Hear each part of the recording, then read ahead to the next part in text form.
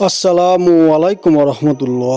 প্রিয় দর্শক, আমাকে অনেকেই প্রশ্ন করে থাকেন, হুজুর আমি অন্য মানুষকে কথা শোনাতে চাই, আমার শ্বশুর শাশুড়িকে, স্বামীকে, প্রেমিক প্রেমিকাকে, আমাদের অধীনস্থে যারা আছেন, আমাদের উপরে যারা আছেন সবাইকে কথা শোনাতে চাই।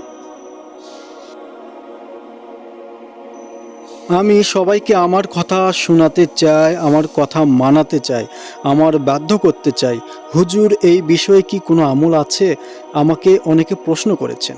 আজকে আমি আমলের কথা বলে দেব। এই আমলটি কোনো অবস্থায় কোনো খারাপ কাজে ব্যবহার করবেন না। প্রিয় দর্শক, মনে রাখবেন, বৈধ কাজে বৈধভাবে এই আমলটা আপনাকে কাজে লাগাতে হবে। যাদের কোরআনের উপর বিশ্বাস আছে তারাই শুধু এই আমল করে ফয়দা লাভ করবেন বন্ধুরা। এটি কোরআন শরীফের একটি আয়াত। প্রিয় দর্শক, আমলটি কিভাবে করবেন জেনে নিন।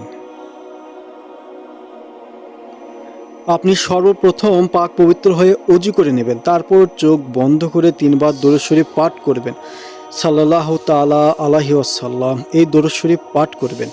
তারপর কোরআনের এই আয়াত ইন্নাল্লাহা ইউসমিউ মাইয়াশা, এই দোয়াটি আপনাকে 10 বার পড়তে হবে। শেষে আবার এই দরুদ শরীফ 3 বার পড়বেন।